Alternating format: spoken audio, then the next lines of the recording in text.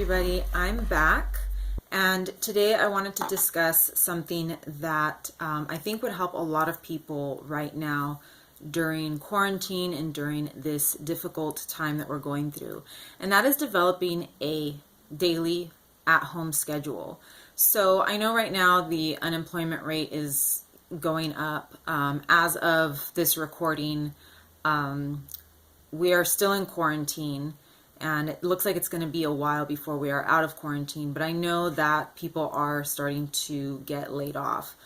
So when I first became sick, or became homebound, it was a very difficult transition, but it did happen very slowly for me. I was working a full-time job, then had two part-time jobs, then one part-time at-home, work-from-home job, and then nothing. But right now people are just going from working to nothing right away. So I found that having a daily schedule is very helpful. There are a lot of benefits to having a schedule even when you're at home, but the biggest benefit is that it does lower stress and anxiety. And I can tell you that that is accurate, because once I developed my schedule, I was not panicking all the time or freaking out about, what's going to happen to me next. What is life going to be looking like next week? I just focused on my medical treatment and taking care of myself. And for a chronically ill person, that is a full-time job.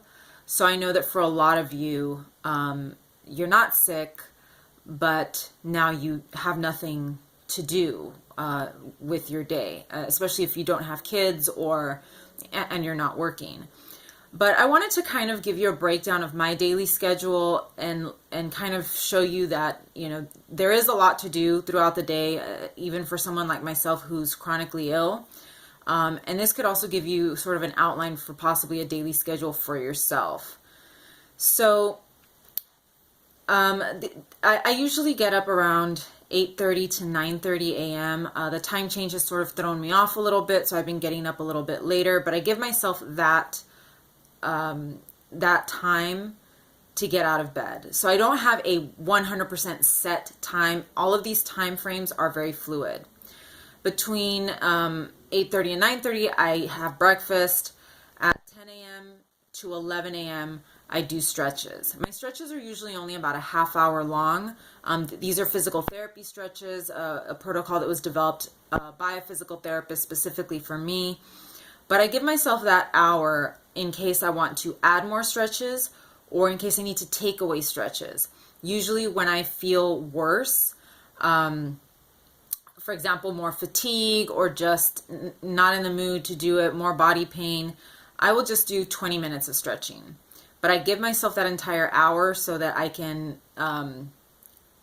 just be able to do whatever I need to do with that time. At around 11:30 to about noon, I do my first, meditation, but it's like a progressive relaxation. It helps with chronic pain and stress and all of that. So between 11:30 and noon. Around 12:30 to 1 p.m., I have lunch. Again, these times are fluid, depending on whether I have to cook something or whether I have my food already prepared. It can be longer than that. At 1:30 to 2:15, I go for a walk. My walk is usually 40 minutes long, but again, if I'm feeling really good, I can go for more than 40 minutes. If I'm not feeling that great, I will go for less than 40 minutes. But I give myself, up until even 2:30, just a whole hour of time to do whatever I need to do. Around 3 p.m., this is when I finally have a little bit of downtime. I can sit down, maybe scroll through social media. This is also a pretty good schedule to keep you busy and keep you off of the internet, because I find that I don't have a lot of time to be scrolling through, all the different apps until around 3 p.m. So 3 p.m., I'll usually have a snack, maybe a piece of fruit or whatever I can find that, I can eat, and I'll have a snack and a little bit of downtime to go through social media. Between 4 and 5 p.m., I do another meditation or another progressive relaxation time. This one is usually a little bit longer. It can go as far as long as 50 minutes, but I give myself that whole hour. And again, it's the same with these meditations. If I'm feeling way too stressed, like I don't have enough focus, I'll do just a half hour. Sometimes I'll do just 15 minutes. But there are days when I feel like, you know what, I really need to just try to do the full 50 minutes or an hour. So I give myself that time. The other thing I do as well is sometimes when I'm coming out of my meditation, I don't like to just jump back up and get back to doing whatever it was I was doing. Sometimes I'll just lay there. Sometimes I fall asleep. But I like to slowly ease myself out of that. And sometimes I will do that by scrolling through my phone, which is probably not the best thing to do. Around 5 p.m., between 5 and 5:30, sometimes even as late as 6, I will have dinner. And then my day is basically done at that point. I can do whatever I want with the rest of my time. And then at 9 p.m., I eat like a snack before bed. And then at 10 p.m., between 10 and 11, I go to bed. And this is not counting all the other things. You know, this is basically the structure. There are other things that I do in between. For example, cleaning my room, vacuuming, doing dishes, anything else that I need to do. I also do some online sales. If I have to pack and ship stuff, I will do that with my free time as well.